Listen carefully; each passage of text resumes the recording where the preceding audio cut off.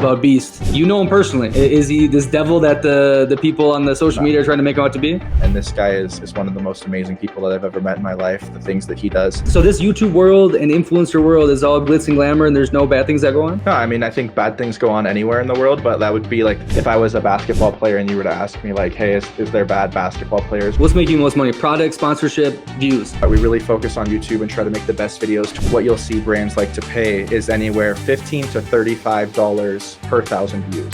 It's not a good enough idea unless they think it is that crazy. You are about to embark on a journey, not just through space and time, but through the very fabric of human perception.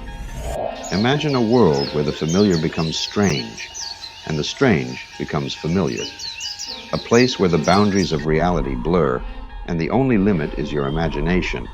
This is a voyage into the heart of the unknown, where every turn reveals a new perspective, and every story challenges what you thought you knew. Welcome to Bold Perceptions, where we explore the myriad ways people see the world and discover that sometimes the most extraordinary adventures lie just beyond the horizon of our own understanding. Back in Bold. Oh, a special episode. I've been waiting. Honestly, how long I've been waiting for this, man? We've been talking back and forth, trying to set it up. A lot has changed since we first recorded. I remember you were sitting at like 20,000 YouTube subscribers. Yep. You were about to go all in. This was buying the Logan Paul car, which we're going to discuss. And then about like a year and a half later, and I saw it, bro. Okay. If I didn't have money back then, I should have thrown you some money. I would have thrown you some money, but I didn't have that much money back then, right? You could just see it in your eyes. And the thing I remember the most is I'm like, okay, but this hair, he's like Justin Bieber back in the day. He's got to look like a new YouTuber. And he's like, Nick, no, this is my style. This is who I am. And I'm going to make it happen. And he fucking did. This dude's now sitting at, 6.5 million YouTube subscribers, been with the biggest names. I mean, it's remarkable what you've done. I'm really proud and happy of you. But the first thing I want to say, Mr. Matthew Beem, does it feel like everything you wanted it to feel like? Yeah, well, first off, it's super great to be back here. I think the last time that I was in this with you, I was at my old job, taking my lunch break in between painting cars or something like that. And now I'm here in my warehouse, and it's definitely a dream come true. I don't know how long it's been exactly, maybe like at least 3 years. It's almost 5 years. No. We did in 2020 during COVID. Wow. So yeah, definitely. I mean, not only has a lot changed for my career, but I feel like obviously the world in general was talking about COVID back then and stuff. So it was a long time. I'm now 27 years old, and like to answer your question on if it feels like everything that I thought it was, I don't think anything you can ever like truly prepare for something, but it kind of like as you go through the steps every day, you kind of get more used to it and stuff like that. I could have never imagined, on my wildest dreams, this is what I wanted to happen, but actually making it happen is a totally different thing. I always believed in myself and stuff, but you don't really know what it would feel like or something like that. So just super blessed. And, you go from people asking you all the time if you'll ever make it. And then once it happens, they ask you how long it'll last, and you never know. So I just like to take it day by day and try to appreciate the moment and make the most of it while I have it. Speaking of that, dude, which was really interesting is I think like 6 months after we recorded, you did the phase challenge, right? And you went all out on that. And I don't think they gave you any love. And now look how the tables, I think they started coming up again with the Twitch and all that, but like phase tanked. Phase was dead in the ground, and Beem was the next Mr. Beast. Take me through that again. I mean, you went all in for that, not only the Logan Paul thing we'll talk after, but the phase challenge, was it? Yeah, this is honestly crazy to be here. I do got to give you a massive shout out because you were my first ever podcast. I've only done a few since then. I don't really do these a lot, but I had to come in on this one because it is so crazy to have done this with you when, I was really just a big dream and I had 17,000 subscribers. So like massive shout out to you for like seeing the vision and stuff like that. Like most people, if I was to do this interview, they wouldn't even know about the face thing. So it's really interesting, the questions that you're going to bring up, because the last time we talked, I was in such a different place. So it's really cool to bring back these memories and stuff like that. But yeah, FaZe was doing a recruitment challenge a long time ago, and they kind of wanted to switch up things because they're really known for gaming. So they wanted to kind of go towards a, real life kind of creator vlog type of stuff. So they wanted to kind of try that out. And of course they had gamers try out stuff. They called it Phase 5, and they were going to recruit 5 new FaZe members. And this is when FaZe was really at one of their peaks, doing great. So tons of people were trying out for this thing. I think it was they've done a lot of these different recruitment challenges, and it was definitely one of the biggest. It was like $1 million too. There was a lot of money involved in crypto. some little dorky coin, I think it was. I think it was also like you would instantly land a sponsorship with G Fuel as well. So there was a lot of cool things on the table. Then you instantly get signed to FaZe, which is a dream come true for anybody, especially an aspiring creator. And I grew up playing Call of Duty. Like I remember when FaZe Clan had 80,000 subscribers, and I was playing Modern Warfare 2. So it felt like there was a bunch of synergy there. So I had a bunch of money saved up, and I thought that this could be a really cool opportunity. So I kind of went all in, and I wrapped my friend's car with the FaZe camo. We covered an entire strip mall with 8x10 photos of FaZe Clan, and just kind of went really all out for the challenge. I want to say I spent like $25,000, maybe $30,000 on the challenge, and we got pretty far with it. Some of the FaZe people actually reacted to it, and I built some relationships and talked to some of the head of the talent there. And we actually had some of my friends go to the FaZe house. I couldn't make it because I still had a full-time job, so they went and like did something. And yeah, it was kind of weird because the video did really good, and I really went all out and tried to show them the potential. You know, it kind of felt like I felt like I was like an NBA talent that was super just raw and needed like someone to show me the way. So I just wanted to show them that I had the will and stuff like that. And it was kind of fun because everybody at my shop at the time knew that I was a aspiring YouTuber. So we had this really big lunch day because they were doing a live stream to announce the top 100. So it'd go like 100, 50, 25, and then 10, and announce the 5. So first you had to make the top 100, which in itself would have been a big feat, you know. So we had this massive lunch. We're watching the live stream. I was really hoping that I'd make it. Even some of the FaZe people messaged me, had a talent. They're like, "You're for sure making the top 5." So like we threw a party and had the expectation that the top 100 was there, and pizza, having a good time. You just keep hearing other people's name being called. It kind of almost felt like it was like the NBA draft, and you're kind of like had a really good workout with a team or something like that. Like they did tell me, even on my camera in the video, they're like, "Yeah, you're going to be in FaZe Beem and all this stuff." And I'm super excited and kind of trying to figure out what that looks like. Like, do I got to move to California? Is my life going to change? Blah, blah, blah. And 100 people go by and my name doesn't get called. Really awkward. And then we're in the room and it's just kind of weird. And of course they don't owe me anything and they can change their mind and all that stuff. And it's kind of crazy. So, you know, and then it's really easy for people to tell you like, "Man, you just dropped 30 grand. You didn't make the top 100. If you can't make the top 100 of a recruitment challenge, how are you going to make it as a YouTuber overall?" And it would have been a really easy time to quit. But what I actually ended up doing is hold on. So exactly. So you do this, you quote unquote fail, but you actually, you saw these guys texting you, so you have some spark, right? You're not like all in the dumps because you made some positivity out of it. It was still negative at the end or whatever. But now you said, okay, fuck it, I'm going to double down and do what? Well, I did something kind of funny. Not the thing that you're probably thinking of, but what I did, what was really crazy, I still have the photo, is people think, like, I guess this is my personality, maybe I'm a little bit crazy, but what I instantly did was I took the top 100 and I went over to a printing shop and printed it on a really big board this big with everybody's name on the top 100 without my name in it, of course. And I hung it in my bedroom as inspiration every day. And I took a picture that day of me holding it, smiling. And I still have that photo. And it's still in my bedroom with all the people's names of the top 100. And nothing against them, but I just used it as motivation every day to remind myself that, like, you know, I have this really good story that I tell a lot of people. And when I first started working when I was a little younger, you know, you're playing basketball, maybe you show up late and no one really cares and stuff. And you're like, why aren't they yelling at me?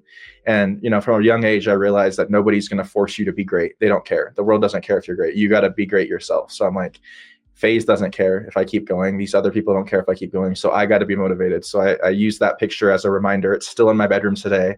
And we've definitely had some pretty big success since then. And of course, I'm sure we'll talk about a lot of the different ways that I got there. But that was definitely a really big moment where I could have quit or something. But I used it as more motivation for sure. And then you went back to kind of doing the, I don't know, copycat type videos with your sister and kind of like fun, you know, dorky ones for whatever. And they were doing decent, right? But then when was the Logan Paul thing? This came like 6 months after, where you said, I'm going to try to shoot for a home run again? Yeah. So, you know, I kind of realized that and everybody has something that is unique to themselves, you know, whether you do art or different things like that. Like everybody is got some really cool special talent and stuff like that. And I'm like, here I am painting cars and not really showing the world the cool stuff that I can do.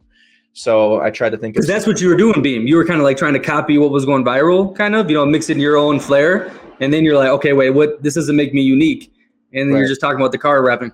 Yeah, I think that a lot of people ask me too, not to go off topic here, but a lot of people ask me like, how do you become a YouTuber? And I think everybody, no matter what you're doing, like when you play basketball, young kids go outside and try to be Steph Curry or LaMelo Ball now or whatever, right?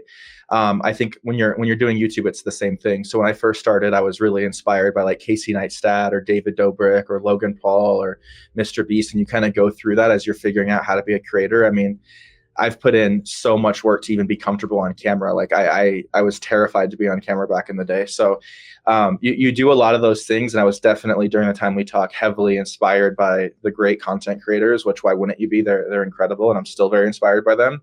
But then I really started to realize like, okay, I'm a little bit more comfortable in camera. What am I going to do that I can kind of make myself stand out a bit? And I'm standing inside of this shop where I paint cars every day. And I'm like, that's a unique skill set that I have.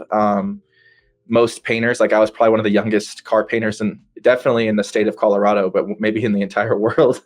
It's not typically something that a 21-year-old, 22-year-old is doing. So I was like, let me use this skill set and combine YouTube with it.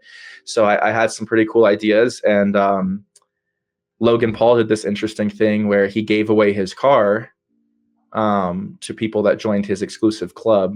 And I was like, how cool would it be? Because it was his first car and it was kind of beat up and stuff. I'm like, how cool would it be if I won this car and then like went crazy Taj Mahal customization and gave it back to him and like, boom, here you go. So I signed up for the thing naturally to try to win the car. And it was crazy. It was another thing like the face thing. We're sitting there, we're watching the live stream and Logan's hyping it up. He's like, okay, so we're going to break it down like this. He's like, every 5 minutes we'll get closer and closer to location. So he like starts it off. The winner is on planet Earth. And I'm like, okay, I still got a chance, And then he's like, all right, US. And I'm like, okay. And then he's like, Colorado. And I'm like, nah, no way I won this. Like me and my boy Kyle, he's one of my closest friends. Shout out Kyle Young. We were sitting in the paint booth and we're like, I won this. And then he says a different area of Colorado. And I'm like, dang. But like, what are the odds? Like Colorado, you feel like no one else is in your state, I guess, even though there's obviously a ton. And then this guy won the car and I got in contact with him and he was kind of interested in selling it. And I told him my vision and stuff. So we were kind of talking and we came up with a really good, fair deal for both of us. Again, going out of my savings account and of all the hard work I've done. And then kind of a crazy story. He went to go get it gas after he lived really far from me. I went up, shook on the deal. It's like, okay, tomorrow I'll go get the money, stuff like that, The next day he calls me, he's like, yo, I totaled the car. Like I went to go get gas and it wasn't his fault. Someone T-boned him. I'm like, geez. But then, as you're progressing as a YouTuber and stuff like that, I'm like, that's part of the story. Like, this is beautiful, I guess. Like it's even in worse shape now and the car's barely drivable. And guess what? Where are you going to take a car to fix it? That's what I do. So I'm going to fix it and I'm going to make it great. So we restructured the deal. The guy was super amazing. And we came up with a really good, fair price. Now that it was wrecked and stuff like that, I made sure to hook him up. And I took this car that was extremely damaged and had to replace, I think, the roof on it, the quarter panel. It's been so long now, but yeah, we kind of did that. But then after learning the face thing, I was like, this still isn't enough. So then I wanted something with Mr. Beast. And this is a story that hold on. Beem. You took out a loan too for the Logan Paul car, or a small business loan? Yeah, I did. Yeah. So okay.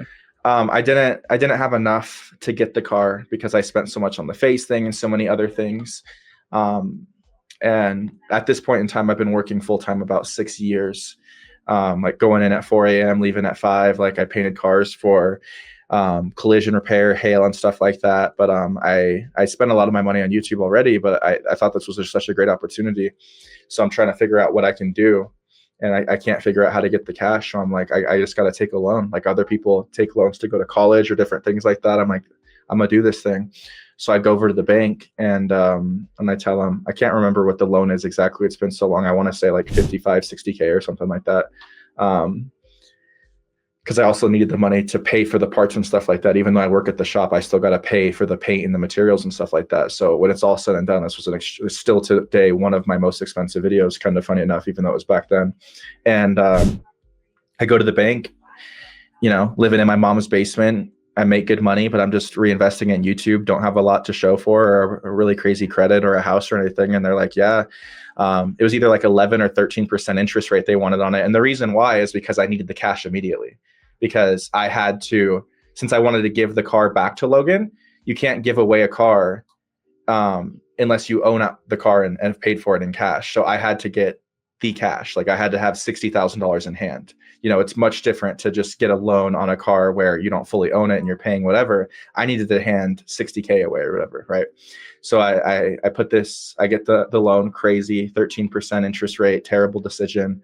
My family, I was on this one podcast, and now it's like made it on like financial TikTok, and people are always roasting me and stuff. Like, this is one of the worst financial decisions I've ever seen. It was very crazy and super risky and stuff like that. But I didn't want to be 55 years old and look back and be like, yo, what if I didn't do that? You know, because I always thought, what if? So I did it, and I got the cash. And I think what actually happened, though, like I said, the story's a long time ago, but I think what happened is I actually pulled the cash, and then the wreck happened.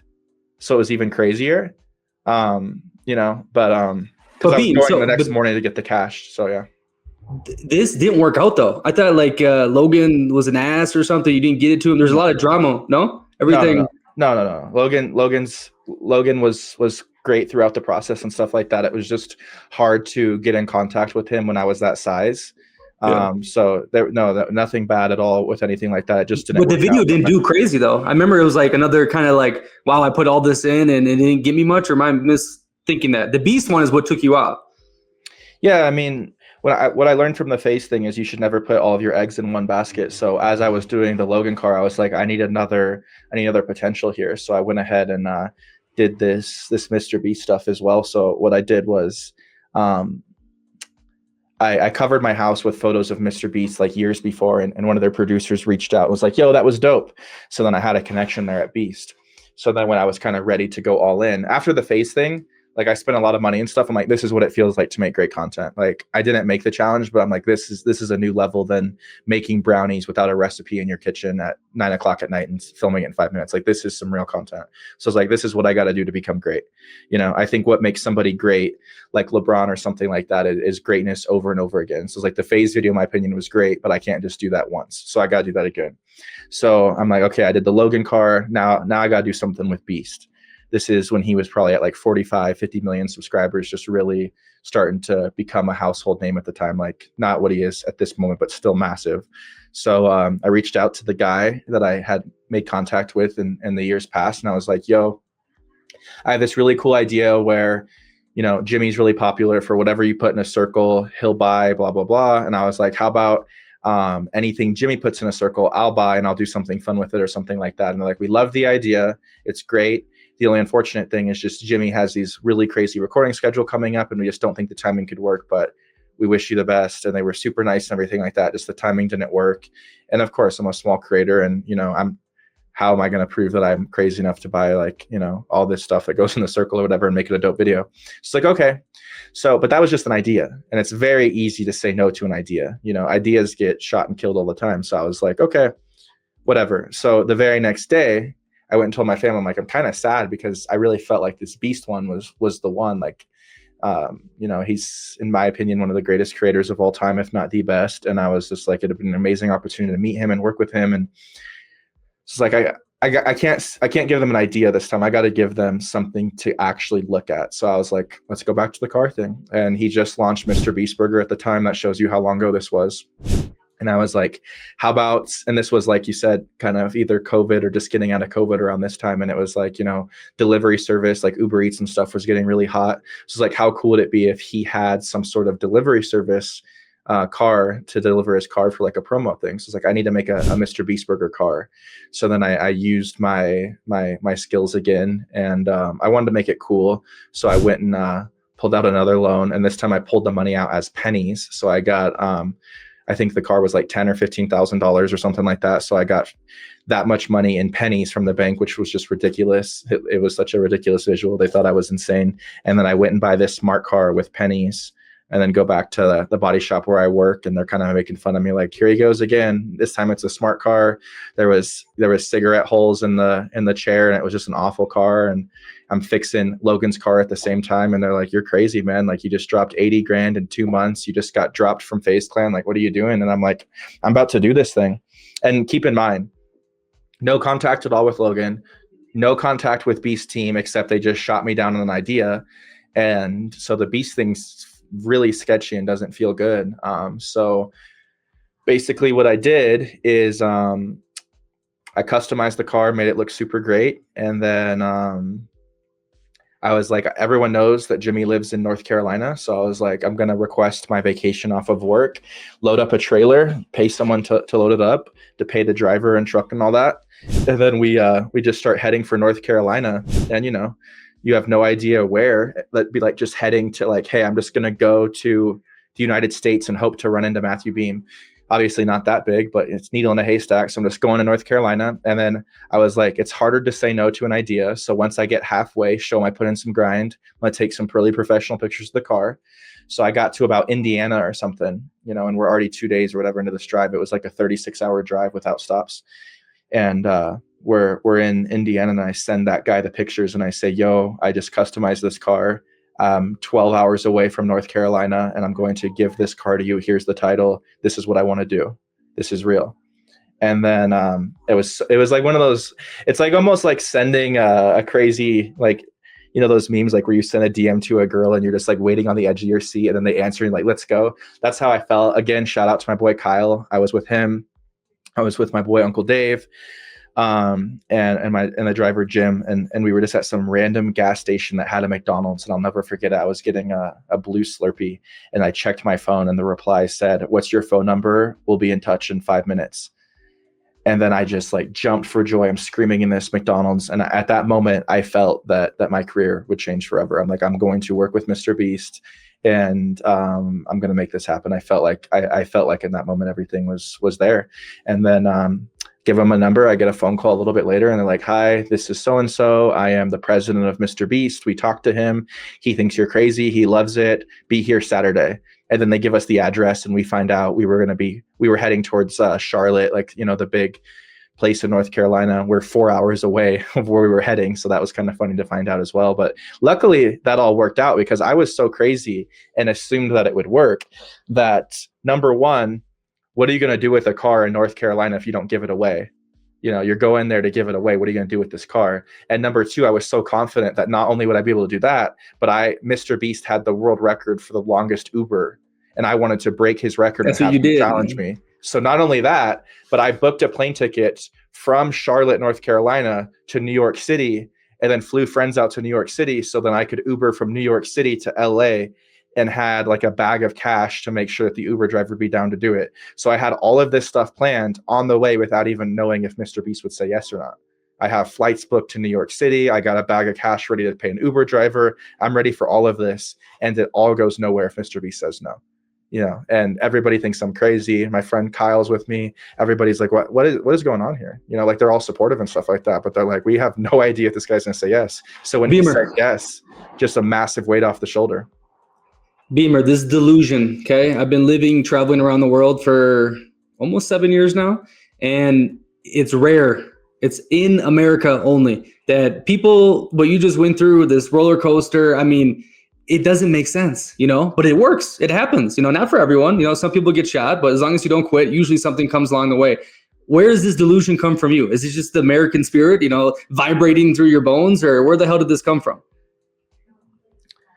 I think it comes from not caring what anybody else thinks, as long as like you're a good moral person. Like, I don't think I've ever done anything wrong. I try to be the best person that I can be. So as long as you're not doing anything to hurt yourself or anybody else, if I still wasn't successful, I'd still be going for it right now. It wasn't about like, and I'm not sitting here like patting myself on the shoulder, like, oh my gosh, I did it and stuff like that. Like, there's still more work to be done. I want to be the #1 subscribed YouTuber of all time at some point in my life. And like, for me, there's always bigger and more goals. And I'm very proud of myself and stuff like that. But I think you only get one shot at life. So why not enjoy it and just shoot for the stars, you know, and kind of see what's possible. So I don't know where I get it, but you know. Okay, well then tell me this then. When you're sitting alone and everyone's like, you're fucking crazy, you just wasted 80 grand, you're flying me in New York City, Mr. Beast hasn't talked to you, Logan Paul isn't saying nothing to you, how are you still staying sane when mom, dad, whoever else is like, Beam, this is too much, like you need to be a good little boy and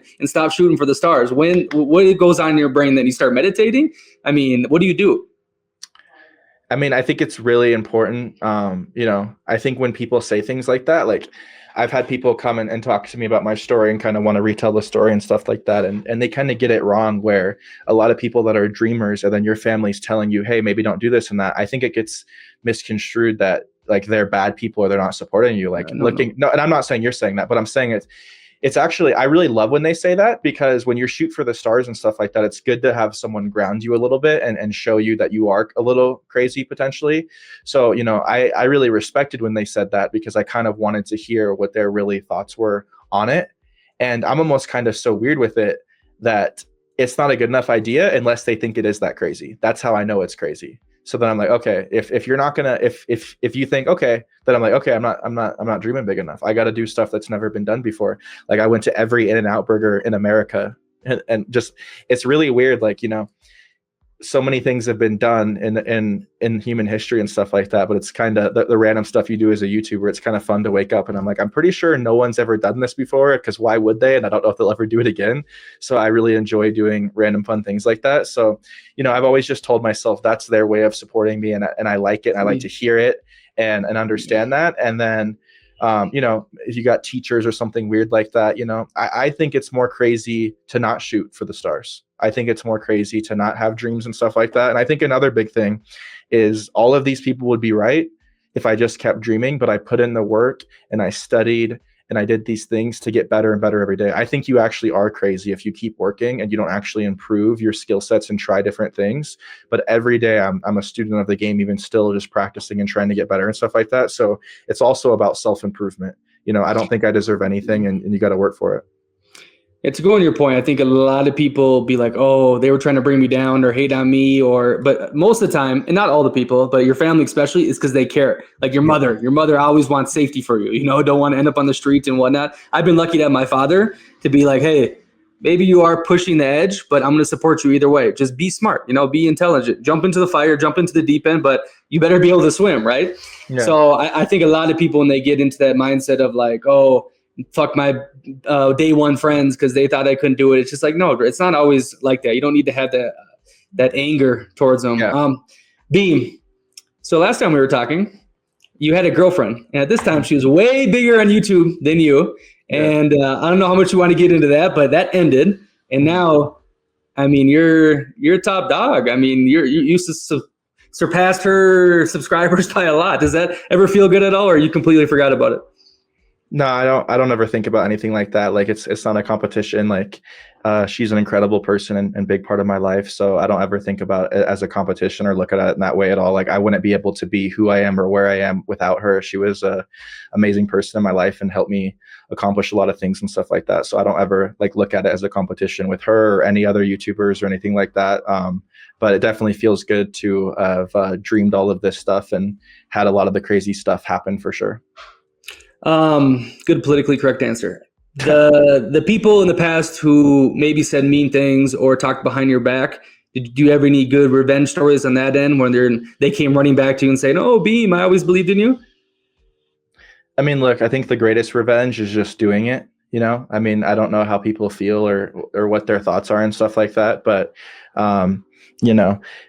this is my perspective on things to show you a little bit of who I am. The other day, one of my friends, so I started a gaming channel and it's getting like 5,000 views a video. It's not doing the best. And he asked me, he's like, you got 6 million subscribers on your main channel. You're crushing it. You've done 1 billion views. How are you okay with this gaming channel doing the views that it's getting? And I'm like, why don't you ask me why I'm okay with how my main channel's doing? He's like, what are you talking about? It's doing great. And I'm like, it's doing great for your level of success. I shoot even higher than that, and I'm not fully happy with where I'm at with the main channel. I'm not saying that I'm not grateful. I love it and stuff like that, but you're always trying to improve. When you're an NBA player, you win a championship, it's your job to try to win again next year. So I think a lot of people, when they hate on things or different things like that, they're hating from their perspective of what they want.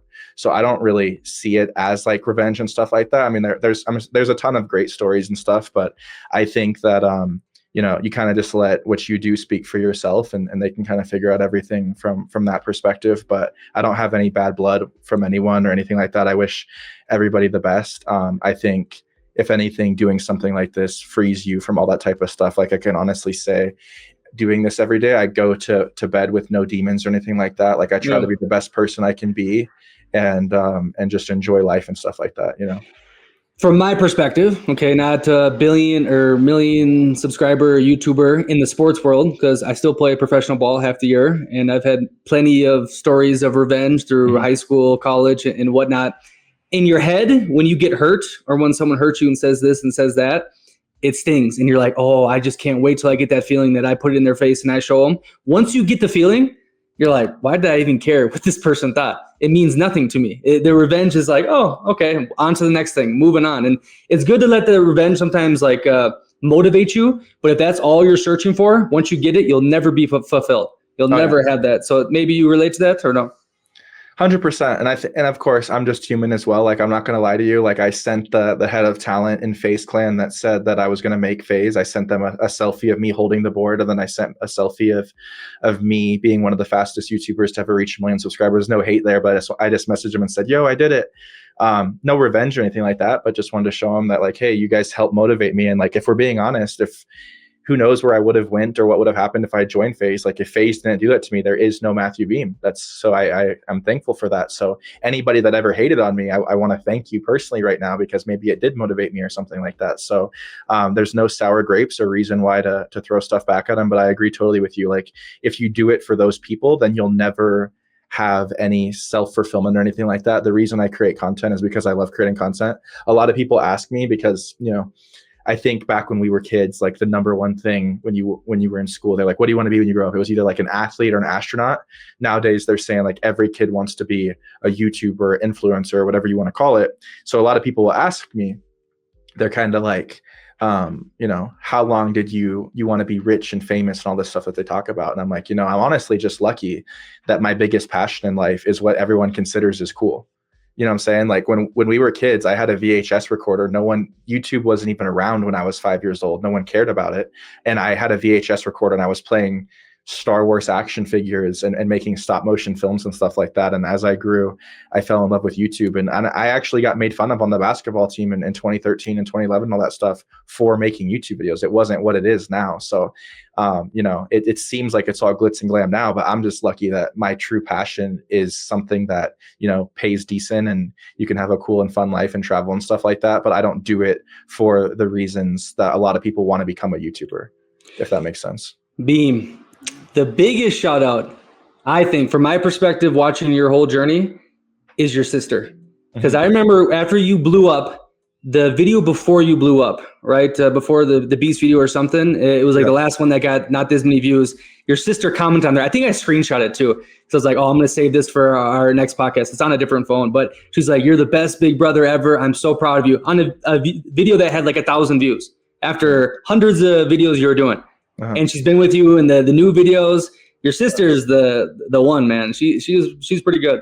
Oh yeah. Massive shout out to Cheyenne. I couldn't do without her or my mom, my dad. Like, there's so many people I could name off, but definitely, especially her, because when I really was going hard on YouTube, I had graduated high school and I'm working. She's in high school, and you know how kids are and stuff like that. Like, people in high school at our high school were actively like kind of making fun of her, like, hey, what crappy YouTube video are you and Matthew going to put out this week? And she was biting the bullet and like standing up for it and stuff like that. And so I think if anybody has some pretty cool revenge stories, it's definitely her, because she was having to deal with the hate in real life and kind of getting made fun of it for it because of how bad our views were or whatever like that. So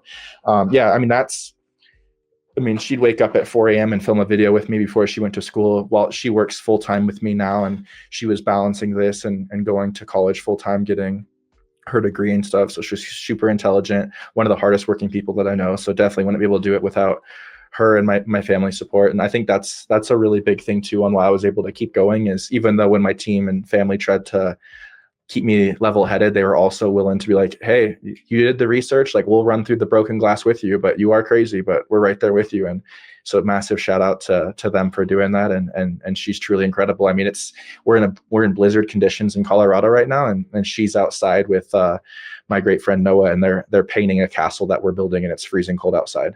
So they're not the type of people like I'm so blessed with my incredible team. Like, our perspective is like, we don't say how cold it is, so we don't show up to work, just so we know how many gloves to wear so we can keep doing the job. So like it's been a massive blessing, the people that I've been able to be surrounded by. And this does not happen without so many people, especially the level that we've been the last 3 years. I have 22 employees right now, and they're just all phenomenal, and I would not be able to do this without them at all. So all the credit goes to my sister, my family, my editors, my everybody. So it takes a village.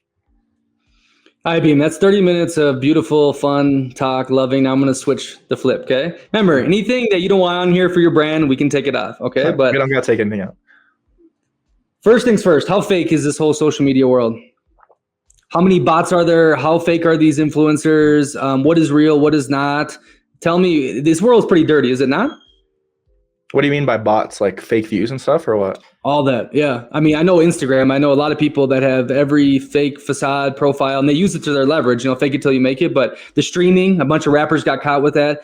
I mean, it does feel like, and I know you guys get signed to some one big company, and then, they kind of push the marketing out like heavy.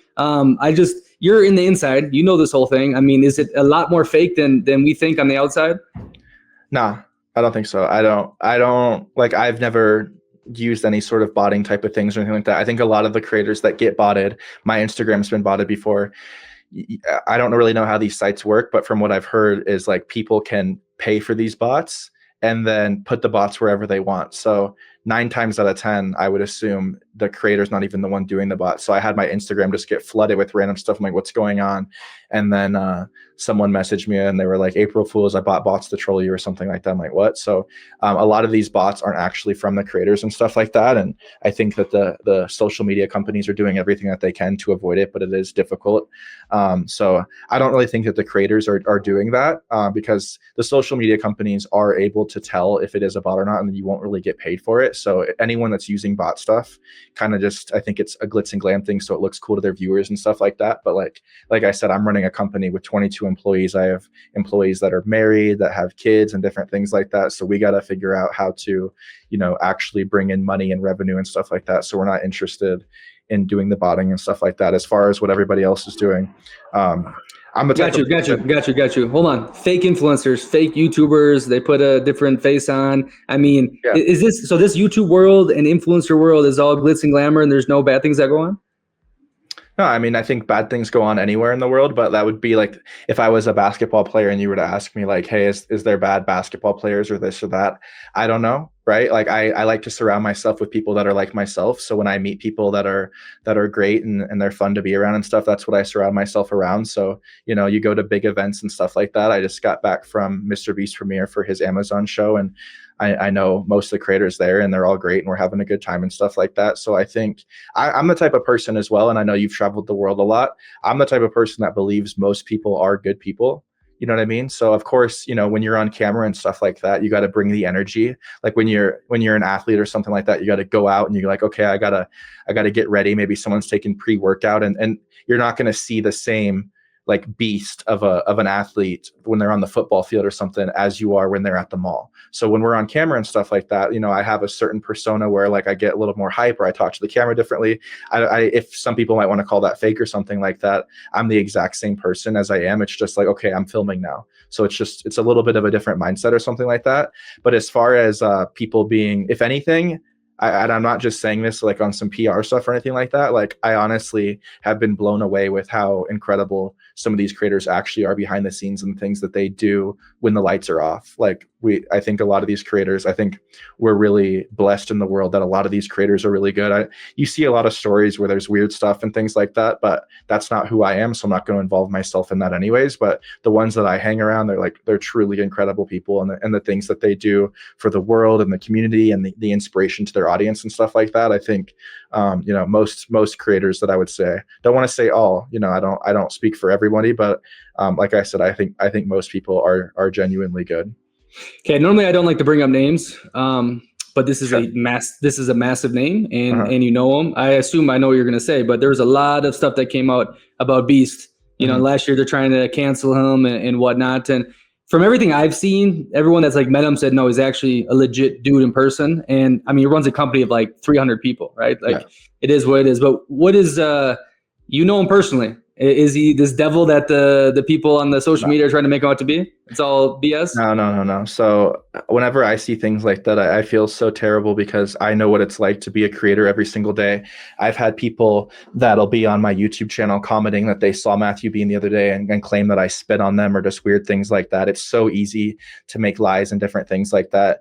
I haven't done all the research in the world on every single YouTuber or anything like that. I can only speak to what I've seen and what I know and stuff like that. And this guy is one of the most amazing people that I've ever met in my life. The things that he does off camera for his community, for the world. He does all of these amazing things throughout the world and stuff like that. And I don't think you could find a better guy. So when I see things like that, it kind of breaks my heart because I know who these people really are. And I think, every year you can kind of categorize into something. And I think 2024 was definitely the year of canceling like creators and kind of coming up with lies and stuff to get views, which I'm not a big fan of because I worked extremely hard painting these cars and doing these different things to try to level up and do this stuff and try to get creative with our content. We just did something really cool with iShowSpeed and transformed his room, and it takes a lot of talent, and I have an incredible team. So I'm not the biggest fan when, the next trend is just trying to destroy people's careers and stuff like that. So I think that was a really big thing last year that attacked a bunch of different creators, not just him. So why not shoot for the biggest creator? Of course, they're going to do that. But from my experience, we've played basketball together. We would be on hours of FaceTime calls together. One of the best dudes that you could ever meet on the entire planet. And I would not be here without him if he didn't take a chance on me. And he is a truly incredible person.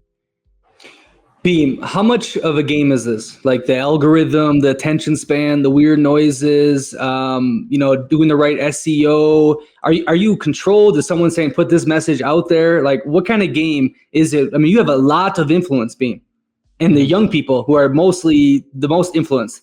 Tell me, is this like you actually being super creative by yourself, or is there people in your ear saying, go this way, do that, and we need to put this message forward?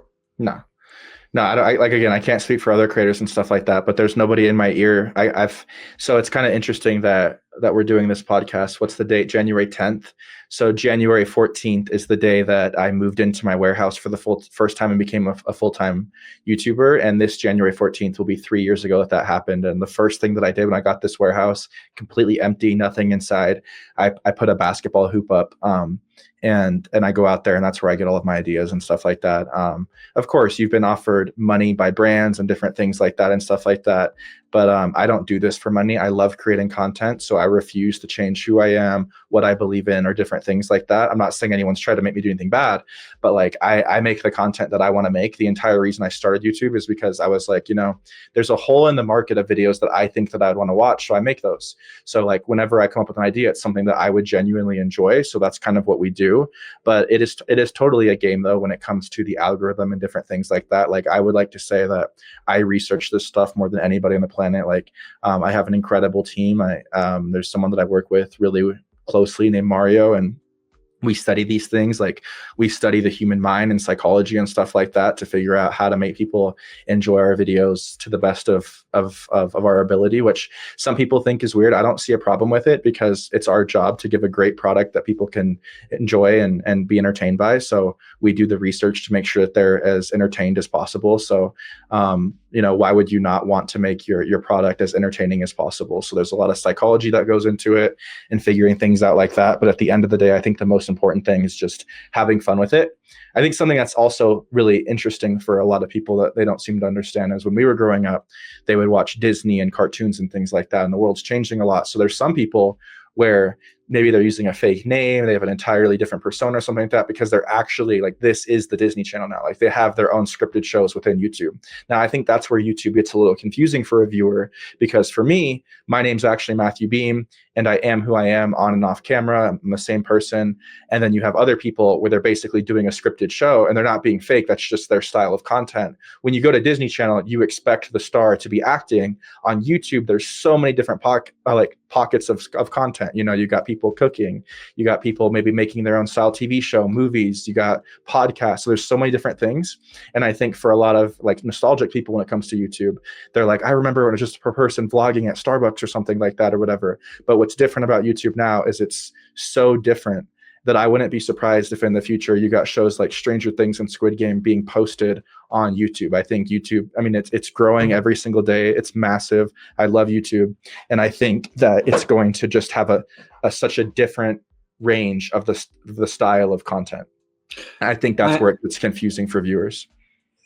Do you think YouTube is, political? And because they were pretty crazy during COVID, they push certain things. Do you think at all? I mean, your content is nice boy content. You know, I assume your audience is young people, and that's another topic I want to ask you on. But they're pretty political, aren't they? YouTube? I honestly wouldn't say so. I think what's interesting about algorithms nowadays, if you study algorithms and stuff like that, it's these platforms' jobs to give you what you want. And there's a lot of different documentaries and stuff like on it. And that's where algorithms can get dangerous. So if rabbit holes. So, I mean, I don't think that they necessarily steer anybody one way or another, but if it's something that you want to watch, then they're going to give it to you. So if you're a crazy Warriors fan and you want to watch some Steph Curry content, they're going to give that to you. Now, is YouTube a Steph Curry fan? I don't know. So I think the way that the algorithm works is whatever you watch, whatever you want to watch is what's going to get served to you. And there's so many different videos on YouTube that you can watch and different things like that. I mean, there's something for everybody on there. So I think it just kind of depends from that standpoint. My whole thing, and I got away from the politics probably 4 years ago, but what they did to Trump, and they took him off every freaking social media platform, to have that kind of power, and somehow it didn't limit his voice. I mean, he became president again, was suspect. Like, to me, it's hard to believe any of these platforms. You know, Zuckerberg just came out. Okay, we're sorry about censoring. Now we're going to be more free speech, right? I don't know if this topic is in your wheelhouse or whatnot, but do you believe these social media platforms should let the things flow or not? Because like your audience is super young. So, I mean, we got to make sure they're not watching crazy stuff, or is that for the parent? That's the parent's job to make sure they're not doing that. Yeah, I mean, honestly, it's kind of interesting. Ever since I became a YouTuber, like obviously the questions that you're asking me now are a lot different than the questions I was getting last time. I always kind of just tell people the same thing. Like I'll be at the mall or something like that, and they'll kind of ask me a deep question. I'm like, yo, like I was wearing a Ninja Turtle costume last week, and I made a hidden gaming room to hide from my mom. Like I don't really have all the answers and stuff like that. Like I'm still just trying to figure out everything like everybody else and stuff. So I don't really have a ton of different kind of thoughts and different things on that. You know, I just kind of try to focus on myself and just be a great person. I definitely understand the responsibility that creators have, because like the entire reason that I wear these Ray-Ban sunglasses right here is because my favorite creator, Casey Neistat, wore them. So I do a lot of research and trying to you got them as well. The video ones? Yeah. I just got these when I was back home. I'm like, I can walk around and no one's going to know, but the light pops on, you know? Yeah, they're sick. So, you know, like right now I'm doing a fitness transformation. I'm sure you guys have seen me drinking this. This is like water right here. So I try my best to be the best version of myself, to inspire the audience to be better people. Like I have a lot of messages from teachers saying, yo, like you made art class and woodshop cool, and that means the world to me and stuff like that. So when it comes to all the stuff going on in the world and stuff like that, like I let the people who are way smarter than me handle stuff like that, and I kind of just control what I can control and try to make the world a better place in the way that I can, you know. Beem, there's still, and it's not as crazy as it was even like 5 years ago, but there's still a lot of older people that don't know how much money is going on YouTube. You said you had 22 employees, people that are married, that have kids. I mean, with the 6 million subscriber account, now we don't have to get into exact details, but I mean, how much money does that entail? Because you're doing products, you're doing sponsorships, you're getting AdSense. I mean, give me like ballparks of what kind of business operation that goes on. Yeah, I mean, I'm more than open to talk about anything like revenue or anything like that, because I think it's super cool. Like if I would have known all of this stuff, I think it helps people be inspired and stuff like that. So I'm open to talk about exact dollar signs and stuff like that. I think it's an incredible opportunity. I also think it's hard for people to understand though. You know, you can't just, I'm not trying to say that I'm the greatest creator of all time. I got so much to learn, stuff like that. But like we operate at a very high level. So every YouTuber makes different money. You know, you got Mr. Beast, you got me, you got Logan Paul with Prime, you got all these different things. So every creator makes different money. So what I do is different from other people and stuff like that. And not every YouTuber needs 22 employees. Like I probably have one of the bigger teams in YouTube. So it's different for everybody. And there's a bunch of different revenue streams, but I think it's super interesting as an entrepreneur and someone that loves creating content. I kind of really get to do both things that I love I was talking to my sister about the other day. I'm like, I wonder if I love like creating content more or kind of running a business, and I get to do both every day. So, but yeah, there's definitely a ton of money in what they're calling now. Like it's been a really popular phrase since I think the last time we spoke. It's like everyone's talking about, they call it the creator economy and try to make it sound all cool, but there's so many different ways. You got short form content on TikTok, you got Instagram, you got YouTube. What's making you the most money? What's making you the most money? Product, sponsorship, views? Purely YouTube. So I don't get too big into Instagram and TikTok and stuff like that. I believe like, if you're gonna be a basketball player, try to be the best shooter or something like that, or best dribbler. So we really focus on YouTube and try to make the best videos. 2025, we're trying to expand and try to get different revenue streams going and stuff like that and go on different platforms and stuff. But for us, it's purely YouTube views and then sponsorships within the videos from brands and stuff. Give me a ballpark. What a sponsorship gives you in a 10, 20 second slot. No, you do like 30 seconds and you do it really good. You infuse it into the video. So I keep watching. Yeah. Thank you. I love that. We do 60 seconds. And just for anybody out there watching, like I'll say my numbers too, but I'll kind of give a ballpark so it kind of makes sense for everybody, not just my stuff. But typically what you'll see brands like to pay is anywhere from 15 all the way up. It's rare to get this high, but anywhere from $15 to $35 per 1,000 views. So, which kind of translates to about, $15,000 to $35,000 per million views. That's what a brand will pay you.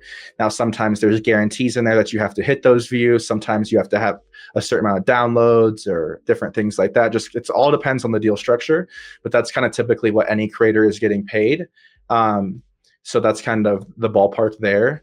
And then what's kind of interesting, what I've noticed is I've really grown over the last few years. I've been super blessed. What's kind of interesting though, is the numbers don't really go up. So like you'll get a nice rate for 1 million or something like that. But now there's time, like my last video, like I said, super blessed. We did 17 million views in 2 weeks. They're not going to offer you, $15,000 per, for 17 million views. So there's definitely like a max kind of, it feels like, this isn't like, hold on, Beem, 17 million views in 2 weeks. So what did that get you off the sponsorship deal? Well, that one, so what they do though is like I said, it all depends. What they do is it depends on the deal structure. Like I said, it completely depends on that. But the deal structure we did on that one was you kind of base it off of your old views and they just give you a rate.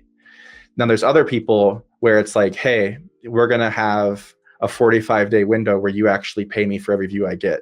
So I guess that's something that I could clarify a little bit too, is a lot of the deals that I do, they're looking at your past views and they're like, okay, this is what you average the last 5 videos. So we're going to say you're a 2 million view channel.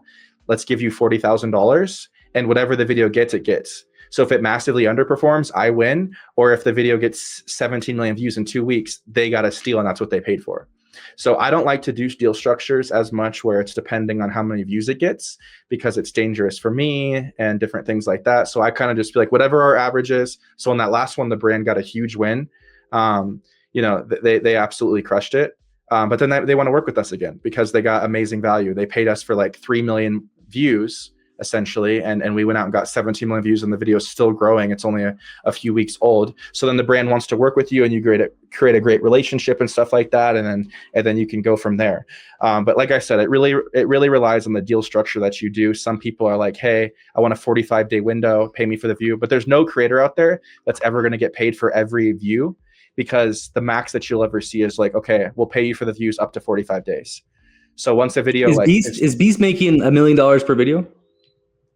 I don't know the type of stuff that he's doing, but I'm sure he is, because I know he's spending $1 million a video. So I'm sure that he. And that's what I want to ask you. Your expenses, 2024, full expenses, payroll, video shoots. What did you end up spending last year? We spent $1.3 million last year, and we made $1.3 million. And so you're still in the growth stage, investing.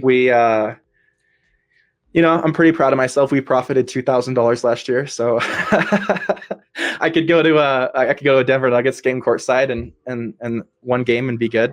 But this is what's confusing with me, because before you blew up on the YouTube, you were a sneakerhead because you worked hard, you saved all your money, and I don't think you're from like a well-off family, but you had every sneaker thing and all that kind of stuff. Right. So I thought you liked luxury material things, but it seems like ever since you became a YouTuber, you wear the same shit, the same shirt, and I don't see you flashing or nothing. So where'd that mindset changed or what? No. I was a basketball player. Shoes is a really big part of that culture, and I love the shoes. I still love the shoes.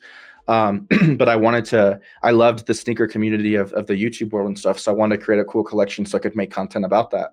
So I kind of used that as my way to get into YouTube. And then you get to a certain point. I love all the shoes that I have. I don't really need too many more. So I'm just not as crazy as getting into the shoes as I used to be. And then I kind of found, just because you're passionate about something, this is something that I would give advice to people that are aspiring to accomplish stuff, is just because you're passionate about something, don't always turn it into a business. Like, you should be passionate about what you're doing for sure. But it's like, I have people tell me like, oh, I play baseball, I play basketball. Should I make that my business? Maybe, I don't know. But like, from what I've seen with shoes, I liked wearing shoes, but I didn't like people commenting, oh, you're broke because you don't have this shoe, or you need this, or you need that. So it's like, I want that to be a separate thing. So that's kind of why I stopped on that. And to be honest with you, the reason I just stopped wearing the nicer clothing, like I just bought a really nice bait jacket. It's right over there. But the reason I don't always wear that in the videos is because we're doing these construction style projects, and I'm not trying to get all kinds of crazy paint on me. And this is a really funny story I haven't talked about a ton that'll be cool for your viewers, is I wear this shirt every single day. And the reason why is because something really bad happened like so long ago, and we accidentally lost like 5 minutes of content, and the video was not going to make sense. So I had to come up with like some reshoots in this outfit to make it make sense and kind of fix the problem. But I had to drive all the way home and get the same outfit. I'm like, what socks am I wearing? What underwear was I wearing? Like all this stuff. So then I was like, if I wear the same thing every day, I'm always ready to be recorded. If I have to do a reshoot, I'm always ready. I have this gaming channel right here. This is the setup I record my gaming setup on. They were like, hey, Matthew, can you say this line for us? I sit down, I'm wearing the same shirt, guaranteed. And then I've been having them put the same bowl on my head, a little popcorn bowl to get the same cut. And I'm always looking the same since day one. So it makes it so much easier. Now, I don't want to get twisted. It's not this exact same shirt. I have like 30 of these. I feel like SpongeBob. If you've ever seen that episode, you open my closet. It's really funny when I go on vacation, because it's just Beem team, Beem team, Beem team, Beem team. Like I have like 30, 40 of these shirts, the same pants. And so, yeah, I've kind of switched it out for comfort, definitely, because, I've gone to every In-N-Out burger. I've survived 50 hours in a porta potty. And I don't think that you want to be wearing like a Louis Vuitton backpack in a porta potty while you're trying to survive in there, so comfort is definitely important. The hair is going to stay forever? It's kind of funny, man. When we talk about hate and stuff like that, that's still one of the biggest things that I get commented on. But I may have said this in the last podcast. I'm not sure. It's been so long. But I always tell people, it's kind of funny. The other things that I do that are quote unquote basic and stuff, they're like, oh, Matthew, you're so basic, you're lame. So then if I had a basic haircut, I'd be lame. But I have this one, I'm lame. So you just realize that no matter what, people are always going to be on some weird stuff. And I think it works. It's kind of funny. Like I think it's a recognizable thing and stuff like that. Like I always like, it's even the logo of my gaming channel is just a silhouette of my head and stuff like that. So I think it's kind of became a branded thing. So you are right. Like at this point in time, I don't even know if I would still be able to get views, because I'd probably look like an entirely different person. We could do a little forehead reveal for the viewers. I do have one, but if I change my hair, I don't know. There's been people that have like changed their look before, and the viewers don't notice them, because like a big part of the click on the videos is me being in the thumbnail, and I probably wouldn't even look like the same person. But it's not something that I think about a ton. I kind of like to play with it, because people think they're so funny when they roast me for it, and I don't take life that seriously, so I let them roast me for it. And like I said a second ago, I tell them I put a bowl on my head, and it makes them all excited, and I'm like, yeah, there you go, like. They love it, so I'll let them have fun with it and think about it much more than I do. Aren't you worried about where this can go without you then? What happens one day when you're like, okay, I want to do some more other thing or creative outlet, and there's not my face on there? You can't sell it. It's you. Mm-hmm. No, I'm not worried about that. Like I said, this is your dream. Of course, like there's a lot of creators, like when you said our creator's fake, right? I don't know, but there's a lot of creators like, I don't need a Lambo, blah, blah, blah. I don't need a Lambo, but I definitely want one. Like, I'm not going to lie about that. Lambos are sick and things like that, but that's not what inspires me. Like you mentioned, my sister and all these incredible people around me, like what I genuinely enjoy doing is taking on these super insane projects. We're doing a really fun project in the Bahamas in a few months, and we're just going to enjoy these things. So, when I blessed myself this year and got a Cybertruck, which has been super great. And that's been like one of the craziest purchases that I've made. And it's been super fun. And I enjoy it, but it still gets you from point A to point B. And I love the car, don't get me wrong. But like when I'm here with my friends and my team doing these things, those are the memories. So I'm not really worried about where all this is going to go. So many people, like, you know, on the last podcast, it would have been easy for you to ask me, are you ever going to make it? You know, and then now it's easy to ask me, how long will it last? And I'll say the same thing I said back then. I'm just going to enjoy the moment. I could die tomorrow. I have no idea what's going to happen. I'm going to do everything I can to be a smart business owner and try to make it last as long as possible, because I have people that rely on the company. And then there's a lot of people around the world that enjoy watching the videos. Like I've had some really touching moments where I've talked to kids in school that are maybe getting bullied and they watch our videos, or just different things like that. So we really feel this level of responsibility to show up for our audience and be there and be great people. But, you know, I'm not really worried about an exit strategy or anything like that, because, you know, you see a lot of people retire and then they're like, now what am I going to do? Like, I think a lot of, like, I love what I do, so I'm not worried about an exit strategy because this is what I want to do. I will say though, it is an interesting thing that last time I talked to you, I had a full-time job, which I just love, by the way. That's why I love doing this podcast with you. Again, it's such a crazy contrast. You love doing it, but you made me wait 3 years to fucking get you on. Hey man, there's much better stories with 3 years than the gap. Like to go from 17,000 to 6 million is much cooler. But like, it's definitely interesting when your creative outlet becomes your job. So, you know, it is weird. I'm super blessed and stuff like that, but it's so funny because like, if I was to take a vacation back then, there's this funny story that happened to me a few weeks ago. I was really, I had this incredible opportunity with Disney. They reached out and they wanted us to work on their and show off their new cruise ship, the Disney Treasure. And it was super amazing opportunity. And I had my sister, my mom, and me go, and it was super fun. But it was really interesting because the last I haven't, that's another fun fact, since the last time I spoke to you, I have not taken a vacation. I have not taken more than 3 days off in a row in 5 years. And my last vacation was 5 years ago, and I went on a cruise in Europe, and I had a spectacular time. But what was funny is I went on this vacation, and the way that I wanted to enjoy my vacation was by bringing my vlog camera and vlogging the entire thing. It was one of my first videos. So like back then, recording a video is what I wanted to do to escape work, and it was my vacation. And now, you know, I wouldn't consider that Disney thing much of a vacation. I loved it. It was incredible, and the boat was amazing and stuff like that. But I was filming the entire time, so it's so interesting. So like, you know, I tell Beem, people, doesn't that kill your creative process though? Because like me, Bold Perceptions is one, a diary, a networking tool, and a creative outlet. Okay. Do I make any money from this? Not really. Consultations, people want to travel, whatnot. My money comes from other places, but it makes me feel good creating something, putting it out there, like expressing myself. Now this is your job. This is your life. It's supporting your friends, your family. Don't you lose some of that creativeness? I mean, it's not just for the love of it anymore. Like you're feeding people's families. yeah, you definitely do. 100%. Like not all of it, but like I had a deep talk with my team yesterday, and I was telling them that like it's a much different feeling when I first started this off and got this warehouse 3 years ago. Like everything's new to us, and you don't know what's wrong, so you're just going for it, and you're having a great time. There's a lot more fear when you pick a video idea and different things, because there's a lot more money at play. Back then I had nothing to lose. Now there is something to lose. So it definitely can scare your creativeness and stuff like that. So it can wait. It's much more difficult. And it's also much more difficult when you've been doing YouTube at a high level for 3 years, and you flooded the house with water and turned it into a fish tank, and you've built a snowman in Hawaii. Like how many more insane ideas are there on the table, you know? So you've done the crazy ideas. The money is higher. We have to make $1.4 million this year just to flatline. And you know, like you said, is there someone giving me the ideas and stuff? There's not. So like there is a lot of pressure there. But well, you're totally independent too. No big firm gave you money and said, give me a cut or nothing? No, it's just me. But you have management who takes a cut, right? Just of the brand deals, yeah. Okay. Yeah, but yeah, it's all me. I run the business fully myself. I own 100% of the company, but it is definitely it's crazy to think about the money that we have to bring in and stuff. But I heard this really inspirational thing on TikTok, where all inspirational stuff comes from TikTok. And it said something, I'm going to misquote it, but it said something along the lines of like, you know, responsibility and stress is like, it's earned and it's an opportunity, and not everybody has it.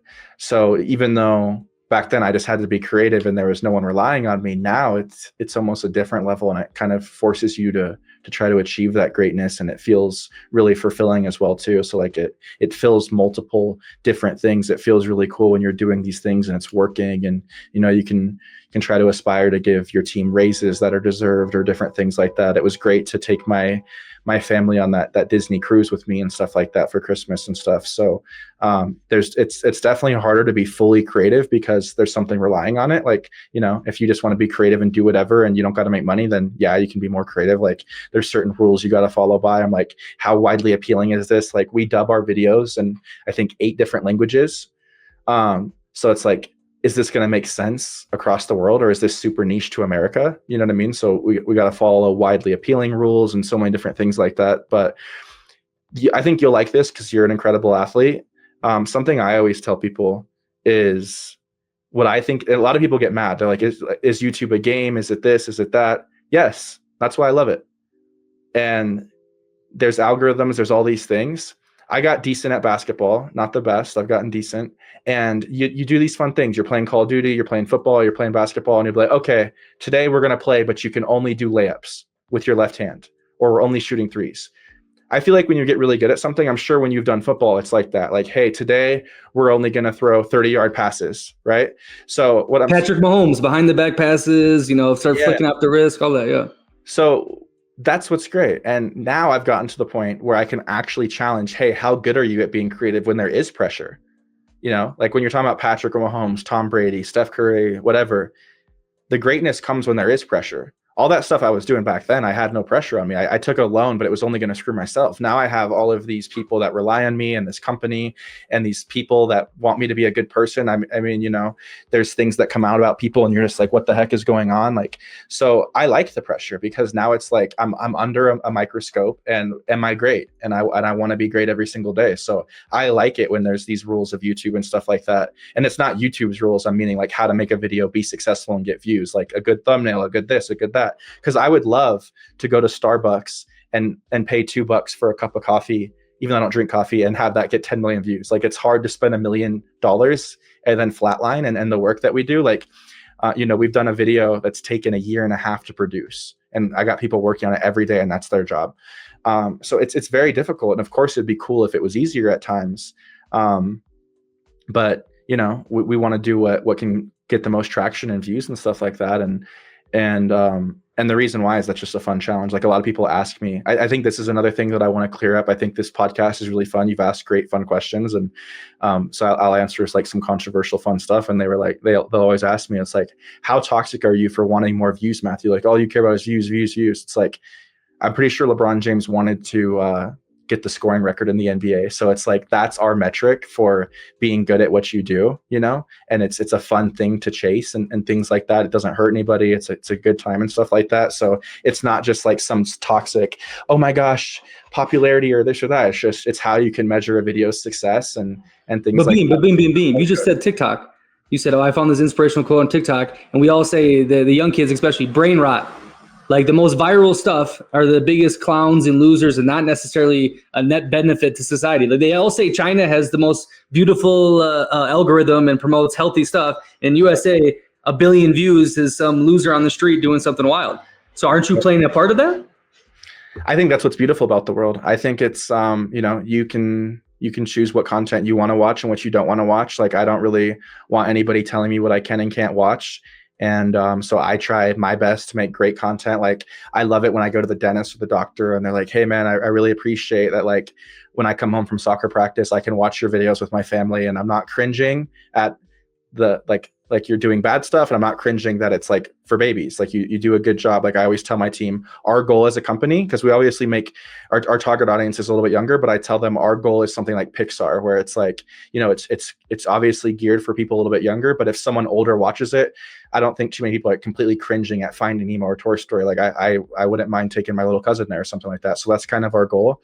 But as far as the whole brain rot and meme culture and stuff like that goes, I think that stuff is funny. I don't think that it's, I mean, the world's definitely changing, and I think it's up to the world and parents and stuff like that to figure out what they want everybody watching and stuff, because it is so different. Like iPhones didn't even come out until I was like really old, and now I see kids that are like scrolling on their iPads watching videos and they know how to skip ads. I'm like, this is insane. So the world's changing, but newsflash, it's been changing since it started, and it's always evolving and stuff like that. So I think anything, you can go the bad way or you can go the good way. You know, there's great stuff on YouTube, there's great stuff, there's bad stuff on TikTok, whatever. And then I think it's up to the individual to choose what they do with that, you know. But there's definitely lots of brain rot and funny memes out there, but I don't think too many of them are too bad for the world. It gets people smiling and laughing and stuff. I think there's a lot worse things out there than a couple. It's entertainment, escapism, you know? Yeah. But speaking of the world changing, AI, Beem, you got to be ahead of the curve on this. I mean, I've seen videos of taking a photo of a creator and creating a whole video out of it. I mean, are you going to start doing this? I mean, you have the brand and you don't have to do any work after this. Nah, because again, I do it. I mean, yeah, you could figure out how to scale a pretty cool company there or something like that. But I genuinely enjoy being on camera and stuff like that. That's why I do it. And yeah, AI is definitely a scary thing, not just for creators, but for everybody. Like jobs seem weird of the future and stuff like that. But like I said, like what you said, it was a perfect segue. The world's changing, and you got to be prepared to adapt and figure out what that looks like. So I'm just taking it step by step. I think the biggest fear for AI is, you mentioned, like people replicating creators and having them say things that they actually didn't say and things like that. So I think that's going to be a concern of the future. But, you know, I just take it day by day and figure out what's new and stuff like that. Like, you never know what's actually going to happen.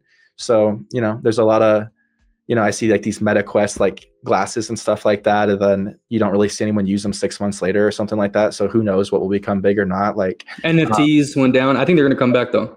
Yeah. So I don't know. I think what's gonna be interesting, like with NFTs and stuff like that, is, and I'm hearing a lot of things, I think GTA 6 will be really interesting. Like, yeah. I think people are going to be like selling stuff in there, and like that could be like an interesting like metaverse type of thing. But, you know, man, like I said, I just want to enjoy life. I'm like when I answered questions earlier, half the time I'm dressing up in a Ninja Turtle costume. You've told me in the past I have a Justin Bieber haircut. I don't think I'm intelligent enough to say where the world's going with AI. I don't think really probably anyone is. But we definitely try to use it as a tool to our advantage, and we'll ask it questions. Like sometimes, and I don't use the best AI. I don't know how good this AI is, but I'll go on my Snapchat and I'll be like, hello, my name is Matthew Beem, and I make YouTube videos. You got any ideas for me? And I'll ask my little Snapchat buddy. It's the only person that messages me on Snapchat is my little AI friend, and they help me out with stuff. So you try to use it to your advantage and grow with it, and figure out how it can be a tool in your arsenal, and prepare for the future. Beem, your people are hitting you up, or do you have like 10 more minutes? I want to ask 2 more questions. I'm good. Okay. Being Mr. YouTube star that does focus on younger kind of content, you know, fun, loving, how is your dating life? You're 27 now. Like, how does that work? You know, you're a busy man. I'm curious. Well, I'm kind of curious to ask a question back, like what the correlation is with me making content like that. I don't know if there's like a speculation, like because you make young content, you can't like get a girlfriend, or what does that mean? I don't know. Like, I'm not in your shoes, but if I was making, you know, all this content, which I like, dude, I've seen a lot of your videos, you know that, but is it play a role in the dating, or do you have like the clout? Do they love the clout from that? Or tell me kind of just the atmosphere. You're in Colorado. I don't know. Yeah. So, you know, it's funny because I know you might roll your eyes like, oh, here he comes with like a political thing. This is just who I truly am. And I'm not trying to be that guy, but like, and I'm not trying to be cringe, but I think if anybody was to judge you for the content that you make and different things like that without truly knowing you, it's not a person I'd be interested in general anyways. You know, like I didn't have someone being like, oh, you're a car painter, so does that mean you're this type of person or whatever, or anything like that. And I wouldn't really say, not that you're saying this, but I wouldn't really say that we create content for kids or anything like that. Like, you know, I think we make some really fun concepts, and I don't think that you know, I'm not trying to just be biased, but I try to make the best content that I can, and I'm sure it does appeal to different like lower ages and different things like that. But, you know, to be honest with you, I haven't tried to date or haven't dated anyone in 5 years. I haven't been interested in that at all. When you want to be committed to something, if I was in a relationship, I'd want to be committed to that relationship. And I know what it takes to grow this company. I like I said, I haven't had more than 3 days off in 5 years. So how can I give that time to somebody? I'm here every single day at the warehouse working. So yeah, but I don't know the answer to that. Well, I guess one day that we'll see. But, you know, you definitely get a lot of messages in your inbox and stuff like that, which is definitely a place you don't want to look towards. I will tell you, we can talk about girlfriends, we can talk about friends, whatever. gives you a lot of anxiety because you don't know why people are in your life anymore. And that's why it's really cool. Like I said, I've said this a million times, not sure, maybe broken record, but it's really cool to be on this podcast because we did it when I had 17,000 subscribers and now when I have 6 million. So, it's a lot easier for people to hit me up. I've been doing this transformation, trying to lose some weight and things like that. And I'll be going to the gym and, people will be saying different things and stuff like that to you. And it definitely feels weird. You know what I'm saying? Like, you go from just being, a below average guy or anything like that in high school or whatever, to everybody being like, hey, can you do this? Can you do that? Or blah, blah, blah. Or they think that you owe them something like, hey, give me money or this or that. So it can definitely be very awkward. So I've changed a lot as a human, like in my mindset of the last 3 years, and have a lot of respect for the things that creators go through and stuff, because, I've been in the mall in Colorado before and had someone approach me and start cussing me out because I didn't buy them a Rolex. And like they're screaming and making a scene and people are looking at me like I'm hurting this person and they're mad that I didn't buy them a Rolex. And like I said, my company flatlined this year, 1.3, we made 1.3. So it's like, it's really weird and ridiculous. So it can be very weird. And maybe that's part of the reason I haven't even really explored dating, is because, you don't really ever know anybody's intentions. But I think even if you're not a creator, you don't know people's intentions and stuff, but, so yeah, this is a problem for a lot of celebs, creators, and very rich people. They have no idea who to believe, who to trust anymore. What makes you see through someone new? Because obviously you can't just be with your old homies that are with you since day one. But like you want to meet new people and develop new relationships. How do you suss out who is real and who is not? So I haven't really answered that question myself yet. What I like to do is just be who I am. I'm a very giving, caring person. So I like to give everybody 1,000% of me and expect nothing back. So if they're going to be weird or they're going to use me or whatever, I don't really expect anything and just kind of be who I am. And I think if you're expecting something back out of it, that maybe your expectations are too high. So I just like to be myself, and wherever those things take me, that's kind of where it goes, if that makes sense. I don't know if that's kind of a good answer or not, but like, because the answer is you never know whether you're a creator or not. You don't ever know anybody's true intentions or who they are. And the other answer is people change, like, I'm not saying I'm better or worse. I'm hoping I'm better, but like, I'm a much different person than the last time that you interviewed me. I went from working at 4 a.m. to 5 every night, painting cars with paint all over me and breathing in these toxins and stuff like that. I've been doing YouTube on the side and this stuff. Now I'm a full-time content creator. People's lives change and stuff like that. So, you don't know what someone's going to be in 5 to 10 years or stuff like that. Even friendships, like I'm sure there's people that me and you were very close with when we did the podcast last time that maybe we, that you talk to every now and then, or maybe not at all or whatever. So it's kind of how life goes. So I just go into every opportunity, giving everybody my best and giving them the best opportunity. And of course you keep a little bit of walls up and protect yourself and whatever, but you never know anybody's true intentions, and you just hope that everybody's a great person and you kind of go from there. I assume one of the biggest perks from your crazy rise has been your Denver Nuggets connection. I see you courtside all the time, meeting the people. Is that like a cool thing that happened to you or what? Bro, so I've been a massive Nuggets fan. Like my parents were. Tell me your favorite player was Kenneth Faried. I love playing with him on 2K. Yeah, I loved Kenneth Faried, but my all-time favorite is Carmelo Anthony. Like, there's so many different. I love Ty Lawson. There's so many different Nuggets that I love. He became a drunk. He was like an alcoholic during his NBA career, and he was putting up buckets during the whole time. I saw that. I was so sad when we traded him for, I think, Emmanuel Mudiay back in the day. But yeah, man.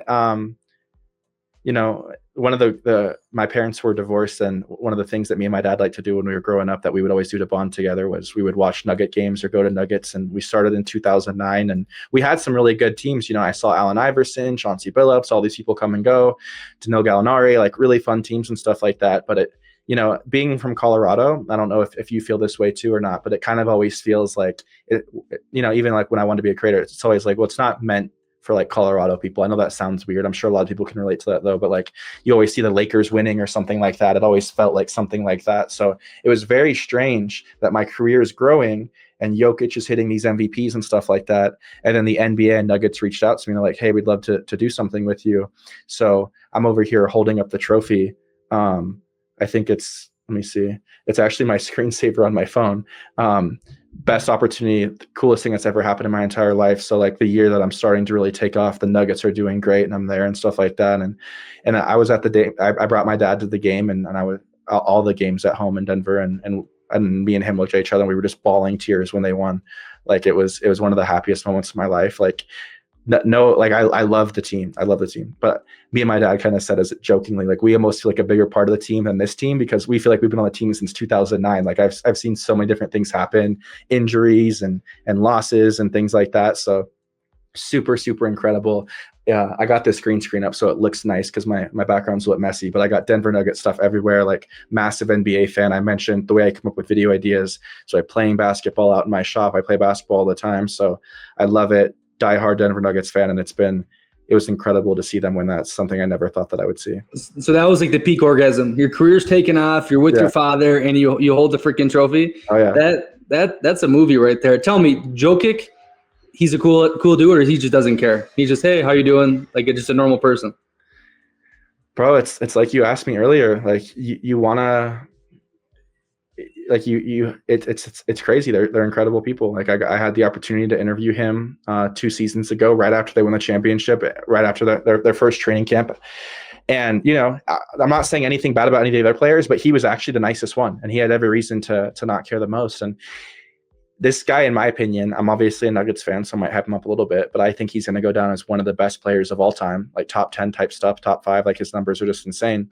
And this guy's looking over at me. I don't think the full interview's out there. They kind of like, they wanted to chop it up and make it bits and stuff, but he's like, wait. We can talk about my assistant stuff, but you got 6 million subscribers? He's like, I watch YouTube every night. Like, how are you a YouTuber? This is insane. And you're from Colorado? He's freaking out. And then I'm explaining it to him. I'm like, what do you watch? And he's like, oh, I watch horse racing every night and like League of Legends or something like that. And it was so funny. And like, he's interviewing me about being a YouTuber. And I'm like, bro, you're the greatest basketball player on the planet right now. This is incredible. And he was just like so humbled to be next to me. And I'm like, this is insane. He was just the nicest guy on the planet. Really great dude. And he's just unapologetically himself, I guess, so, and yeah, extremely hardworking. And that was really cool. That the whole Nuggets thing is just, it's 2 things together. It's YouTube and basketball, and it's great. It's really amazing that dude, like you won the championship. He's like, okay, I can't wait to go home, do the horse races, drink in Serbia. You need to go to Serbia. I've heard amazing things. I haven't been there. It's one of the few European countries I haven't been to, but you should do something with him. Make like a horse race track and, in the gypsy villages of Serbia. That'd be beautiful. I would love to. No, he's definitely my favorite player and a great guy. And I would love to do something with him. I really wanted to, we've done a lot of fun things with YouTubers and I love YouTubers, but 2025, 2026, we kind of want to do some different things with some different people and try to challenge ourselves and stuff like that. Like I got some dream collabs. It's kind of interesting. We could throw some fun things out there and continue to do this podcast and just see the different things that happen. Hopefully next time I have 100 mil. So I really want to do a Ronaldo collab, like LeBron, just different things like that. So No. Time out.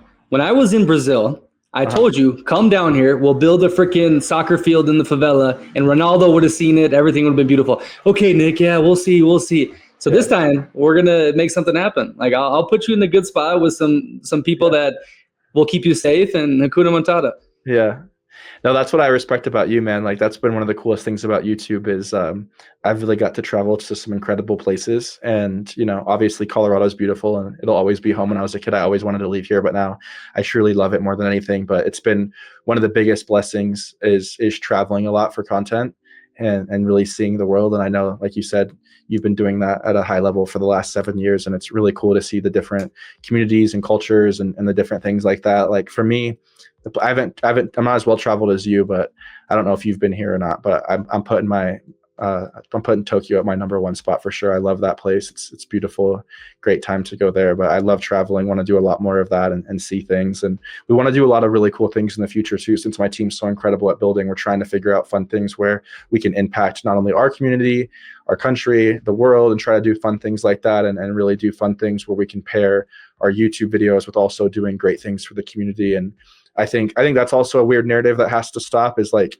if YouTubers film themselves doing something good, people say they're just doing it for the views, which I just don't agree with at all, because I think it's so cool to show people that you can be positive and do great things for people and inspire them to do that. Because like you said, there's so many trends in the world. So it's like, would you rather have the next trend be some brain rot meme, or would you rather the next trend be making incredible things for people around the world? And I know. So I really want to continue to try to do that. So I'm really excited about the future and kind of see where it takes us.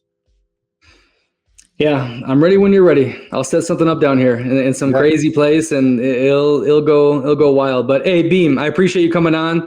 Gotta get back to your work day, but it's been a pleasure, man. It's been beautiful staying in touch all these years. I'm happy what you're doing, and just keep it rolling. I think you're a big influence to a lot of people. I think stuff like this, you do more of this, is going to inspire all those people that DM you, like, how do I do it, whatnot, because your story is crazy. It's a really crazy story. Yeah, thank you. I mean, and I really appreciate you and your hustle. And I have a lot of people ask me, and it's cool because you have a platform, so I can tell a lot of people this right now. Like, they ask me, like, Matthew, like, how do I do it? And I like to tell people, if everybody had the same knowledge as me about YouTube and camera gear and this and that, I think what truly, or like even AI, what sets you apart is how hard you work. And I like to try to work harder than anybody that I know and go super hard, So I think working hard is always going to be the number one thing, and working smarter and different things like that. So go out there and work hard. And like I said, super, super blessed to be here back with you and with all the incredible things that have happened to both of us. And I think we should do something kind of fun, because we gotta do at least one more of these in the future when a lot of things change for both of us. In person. Yeah, we should do it. So we're going to say fucking person. And we're going to play basketball too, because I'm going to show you how to really play basketball. I can hustle on the street. Well, hey man, I'm already pretty good. And if I'm preparing for this, if it's going to be another 5 years, I don't think you're going to want to see me. But let's see. It's January 10th, 2025. And I'm just going to say some fun little, if you don't mind, I'm going to say some fun little like stats that I'm currently at, just so we can actually come back to it and see what's up. And then we can maybe even react to it. So, because who knows how long it'll be. But I have 6,500,000 subscribers on my main channel. And I have 142,000 subscribers on my gaming channel. And we'll see. Hopefully, my channel's not deleted and I have 0 subscribers or something like that. But hey, even if I did that, maybe that's a more interesting podcast. So maybe we'll talk about the fall off next time. Maybe we'll talk about the uprise or the plateau or product. The next time we're going to be talking about a lot of product you're going to do. I think that's where I see all these, Prime, all these YouTubers. That's where they make a crap ton of money and do a lot of good stuff with it. Amplify their YouTube by crazy. So, but Beem, I'm happy for you, man. It's great to see you again. Okay.